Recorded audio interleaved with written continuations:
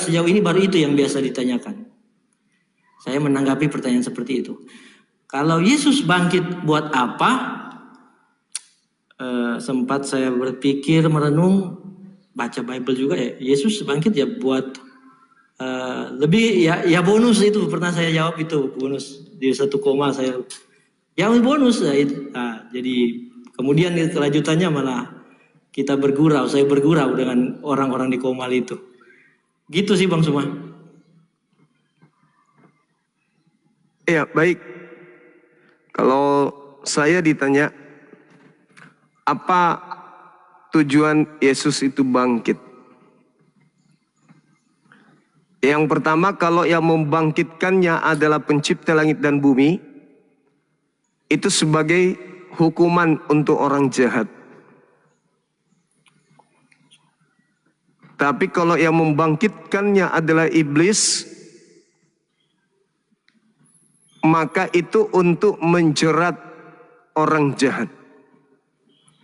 Jadi Tuhan yang membangkitkan Yesus ataupun iblis yang membangkitkan Yesus, tujuannya sama, hadiah untuk orang-orang jahat.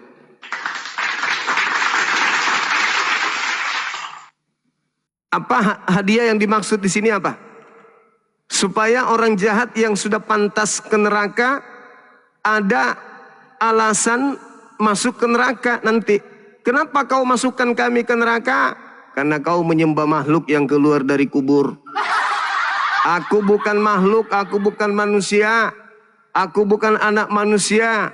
Yesus aku utus mengajarkan dirinya utusanku. Dan mengajak untuk menyembah hanya kepada aku. Dan aku suruh dia mempraktekkan, mencontohkan bagaimana cara menyembahku. Yesus melakukan.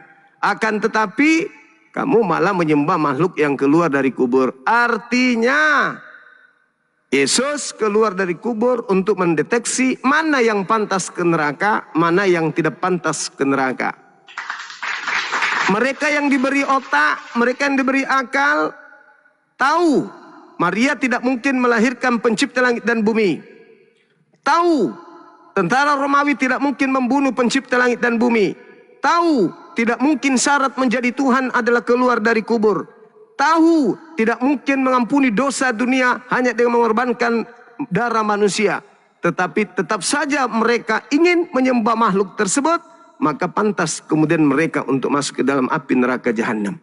Tujuannya, sekali lagi, tujuan jika Tuhan yang membangkitkan Yesus, Tuhan yang benar membangkitkan Yesus, itu untuk Tuhan bagi orang jahat, didukung oleh dalil Al-Quran surah Al-Araf ayat 27 dan ayat 30, dan juga Al-Quran surah An-Nisa 117, dan juga khutbah Petrus di dalam Kisah Para Rasul 2 nomor 36, dan pernyataan Yesus di dalam Matius 7 nomor 22, 23, bahwa yang menuhankan Yesus semuanya adalah orang jahat dan dilemparkan ke dalam api neraka.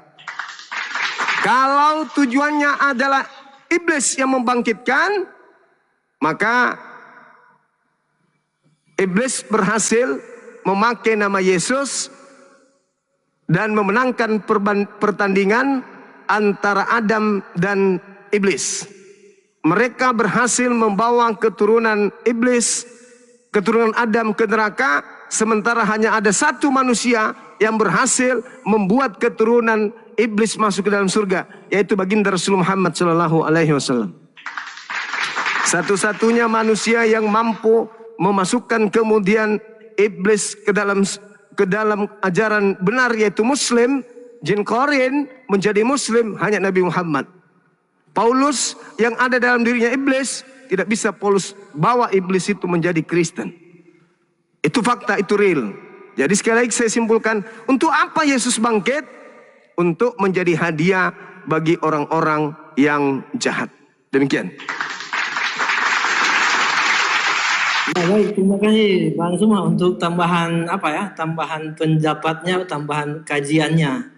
Saya bakal juga melihat itu, sama halnya dengan kali lalu saya naik di sini, saya lihat juga ayat-ayatnya, kemudian di rekaman di YouTube ya Bang Suma. Dan terakhir sebelum saya turun ya, kasih kesempatan lagi yang naik, yang nanti yang antrian mungkin. Terima kasih Terima kasih juga untuk penjelasannya mengenai makanan-makanan tadi. Ya, walaupun dari orang-orang seperti saya itu memang masih parsial, tetapi sekurang-kurangnya menambah apa yang biasa saya bawakan ketika saya masuk Komal. Terima kasih Bang Suma. Makasih Bang, makasih. Thank you. Ya, selamat sore. Sore. Nyata kok bagi kita nih agama samawi.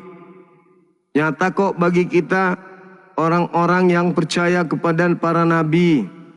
Nyata kok bagi kita bahwa Tuhan itu seperti apa diajarkan oleh para nabi. Nyata kok.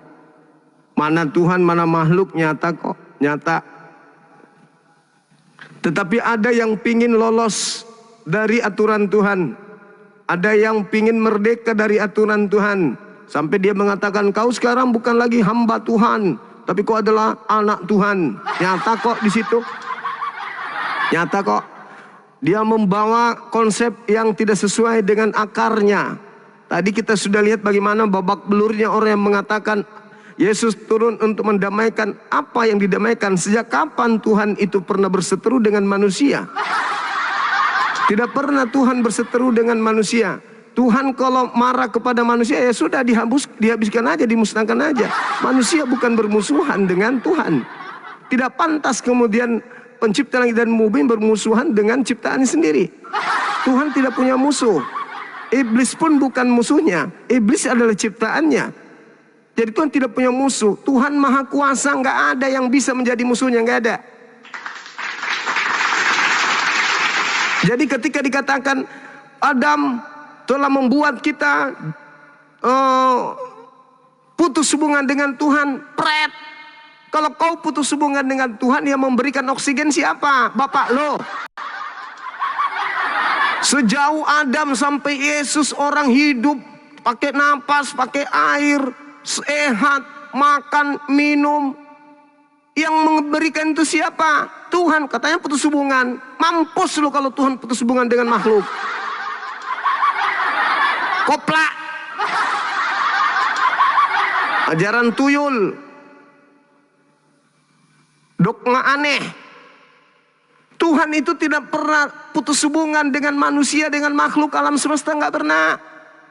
Dia yang menjaga urat nadimu, dia menjaga jantungmu, dia menjaga seluruh apa yang ada dalam hidupmu. Bahkan sekedar kau bernapas aja dia yang menjagamu. Kau sembah atau tidak kau sembah, Tuhan penciptamu tetap menjagamu. Putus hubungan dengan Tuhan, pacaran kapan? Aku putus hubungan dengan Tuhan, pret. Tak ada yang bisa lolos, sejahat apapun manusia. Tidak ada yang lolos bisa keluar dari pantauan Tuhan, gak ada. Aku sudah jahat Tuhan, aku udah jauh. Pret, kau yang menjauh, Tuhan itu ada. Kau